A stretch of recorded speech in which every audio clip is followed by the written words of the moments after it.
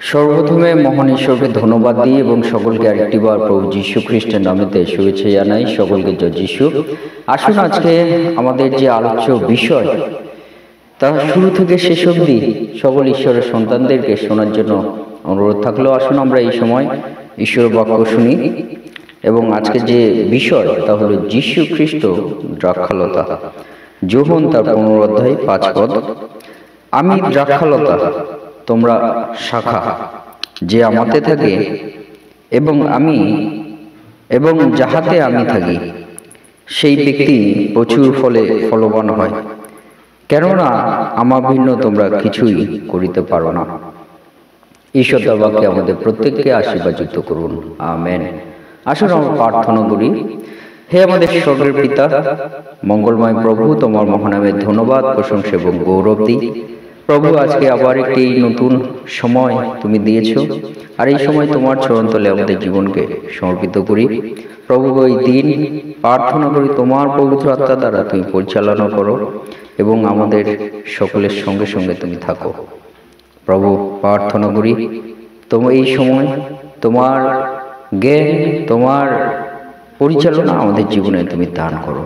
আর প্রভু, এই সময় তোমার যে বাক্য শোনার সুযোগ করে দিয়েছ, সে বাক্যের মধ্য দিয়ে তুমি আমাদের জীবনে কথা বলো, যাতে প্রভু আগামী সময়ে প্রভু তোমার বাক্য দ্বারা আমাদের জীবন আমরা চালিত করতে পারি।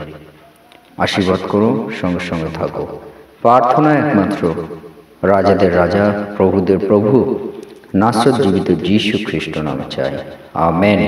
জয় যীশু, জয় যীশু।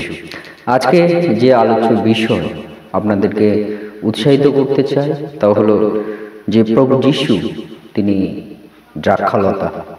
আমরা দ্রাক্ষালতা আমরা বলতে আমরা কি বুঝি? সেই দ্রাক্ষালতা বলতে প্রভু যীশু তিনি কি বলতে চান? দ্রাক্ষালতা এবং তোমরা শাখা, অর্থাৎ প্রভু যীশু তিনি হলেন প্রধান গাছের কাণ্ড এবং শাখা বলতে আমরা সকলে যারা আমরা প্রভুকে আমরা বিশ্বাস করি। এবং বলছে যে আমাদের থাকে এবং সেই দ্রাক্ষালতা গাছে যে যুক্ত থাকে, প্রভু যীশু বলছে যে এবং যাহাতে আমি থাকি, এবং সেই শাখা যেমন দ্রাক্ষালতা গাছের সঙ্গে যুক্ত থাকে, দ্রাক্ষালতাও সেই শাখার সঙ্গে যুক্ত থাকে। সেটিভাবে প্রভু যীশু বলছে যে তোমরা শাখা, তোমরা যেমন আমাদের থাকো এবং আমি তোমাদের সঙ্গে আমি থাকি। এবং বলছে যে সেই ব্যক্তি প্রচুর ফলে ফলবান হবে। এবং সেই গাছের সঙ্গে যেমন শাখা যুক্ত থাকে এবং সেই শাখাতে ফল ধরে, সেটিভাবে প্রভু যীশু তিনি আমাদের প্রত্যেককে বলতে চান যে আমাদের জীবনেও সেরকম ফল প্রভু তিনি প্রদান করবেন, যাতে আমরা ফল পাই। বলছে কেননা আমার ভিন্ন তোমরা কিছুই করিতে পারো না। এবং সেই দ্রাক্ষালতা, সেই গাছ, প্রধান গাছ যে কাণ্ড, সেইটা সঙ্গে যুক্ত যদি আমরা না থাকি শাখা হয়ে, তাহলে বলছে আমরা কোনো কিছুই আমরা করতে পারবো না। প্রভু যীশু তিনি সে বিষয় বলতে চাইছেন। তাই আজকে বলতে চাই এই দ্রাক্ষালতা গাছ বলতে আমরা কি বুঝি? সেটি হলো দ্রাক্ষালতা গাছ বলতে জীবনের উৎস। কেন দ্রাক্ষালতা গাছ জীবনের উৎস?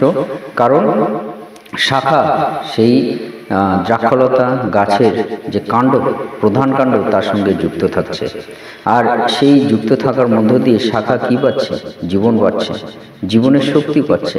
কারণ ওই শাখা যদি প্রধান কাণ্ডের সঙ্গে যুক্ত না থাকে, সেখানে ফল থাকবে না এবং সেই শাখা শুকিয়ে যাবে, সেই শাখার কোনো গাছ থাকবে না। তাই সেই শাখা বলতে দ্রাক্ষালতা গাছ বলতে সেটি হলো জীবনের উৎস। যেমন একটি দ্রাক্ষালতা তার শাখাগুলিকে পুষ্টি ও সহায়তা প্রদান করে। অর্থাৎ যে দ্রাক্ষালতা সেই প্রধান কাণ্ডটি, সেটা কি শাখাকে কি করে? পুষ্টি এবং সহায়তা প্রদান করে। সেটিভাবে প্রভু তিনি আমাদের দ্রাক্ষালতা, প্রভু যীশু তিনি আমাদের দ্রাক্ষালতা। কেন? কারণ যীশু হলেন আধ্যাত্মিক জীবন এবং বিশ্বাসীদের জন্য ভরণ পোষণের উৎস, আর্থিক ভরণ পোষণের উৎস। হালেলুয়া। সে বিষয় আজকে বলতে চাই যে প্রভু যীশুতে যদি আমরা যুক্ত থাকি, তাহলে কি বলছে? আমাদের আধ্যাত্মিক জীবন এবং আমাদের আর্থিক ভরণ পোষণের উৎস, আমরা যেখানে জীবন পাই সেই উৎস কিন্তু প্রভু যীশু। যোহন 1:4 বলছে, তাহার মধ্যে জীবন ছিল এবং সেই জীবন মনুষ্যগণের জ্যোতি ছিল। হালেলুয়া। অর্থাৎ আমরা দেখি, আমরা প্রভু যীশু তিনি জীবন, আর সেই জীবন মধ্য দিয়ে কি আমরা জ্যোতি পাই। অর্থাৎ প্রভু তিনি আমাদেরকে বলতে চান তিনি জীবন, আর সেই জীবনের মধ্য দিয়ে কিন্তু আমরা কিন্তু আধ্যাত্মিক জীবনে আমরা পৌঁছাতে পারি। আধ্যাত্মিক জীবন আমাদের বৃদ্ধি হতে পারে এবং আধ্যাত্মিক জীবন আমাদের বাঁচতে পারে। সেই আধ্যাত্মিক জীবনে আমাদের সহায়তা প্রদান করতে পারে তিনি হলেন প্রভু যীশু। হালেলুয়া। এবং 2 নম্বর বিষয় যেটি বলতে চাই, যে দ্রাক্ষালতা, প্রভু যীশু তিনি দ্রাক্ষালতা। সেই দ্রাক্ষালতা বলতে আমরা কি বুঝি? সেটা হলো একটা ঐক্য এবং সংযুক্ত থাকার মাধ্যম। যেমন দ্রাক্ষালতা এবং শাখাগুলি ঘনিষ্ঠভাবে সংযুক্ত, যীশু এবং তার অনুসারীদের মধ্যে ঘনিষ্ঠ সম্পর্ককে চিত্রিত করে। হালেলুয়া। অর্থাৎ আমরা দ্রাক্ষালতা বলতে আমরা কি বুঝি? সেই গাছের সঙ্গে শাখার যেমন একটা সংযুক্ত সম্পর্ক তৈরি হয়, সেটিভাবে প্রভু যীশুর সঙ্গে আমাদের সম্পর্ক সংযুক্ত হয়। যেমন 1 করিন্থীয় 12:12 বলে, কেননা যেমন দেহ এক এবং তাহার অঙ্গ প্রত্যঙ্গ অনেক, এবং দেহের সমুদয় অঙ্গ অনেক হইলেও এক দেহ হয়, খ্রিস্ট সেইরূপ। আমেন। হালেলুয়া। অর্থাৎ সেই দ্রাক্ষালতা বলতে আমরা সংযুক্ত হই কার সঙ্গে? প্রভু যীশুর সঙ্গে। প্রভু যীশু কেমন আমাদের সংযুক্ত আমাদের করছে, যে বলছে যেমন দেহ এক এবং সেই দেহে অনেক অঙ্গ প্রত্যঙ্গ থাকে, এবং দেহের সমুদয় অঙ্গ অনেক হইলেও কিন্তু এক দেহ হয়, খ্রিস্ট সেইরূপ। হালেলুয়া। অর্থাৎ প্রভু যীশু সঙ্গে আমাদের এই দ্রাক্ষালতা বলতে, প্রভু যীশুর দ্রাক্ষালতা বলতে আমরা তার সঙ্গে সংযুক্ত হয়ে আমরা থাকি। তার সঙ্গে সংযুক্ত না হলে আমরা কোনো কিছু করতে পারি না, আমাদের বৃদ্ধি হয় না এবং আমাদের উন্নতি আমরা পাই না। যদি আমরা প্রভুতে থাকি, সেই উন্নতি আমাদের জীবনে আমরা পাবো। হালেলুয়া। এবং দ্রাক্ষালতা, সেই জন্য আজকে আপনাদেরকে উৎসাহিত করতে চাই যে এই দ্রাক্ষালতাই কিন্তু বলতে আমরা প্রভুতে আমরা থাকার বিষয়টি প্রভু যীশু তিনি আমাদেরকে বুঝতে আমাদেরকে সাহায্য করে।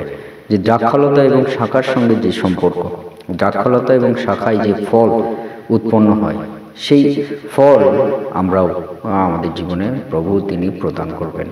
আর সেইটি আমরা প্রভুতে থাকার মধ্য দিয়ে, তার কাছে প্রার্থনা করার মধ্য দিয়ে, তার বাক্য পাঠ করার মধ্য দিয়ে আমরা কিন্তু সেই ফলে ফলবান আমরা হব।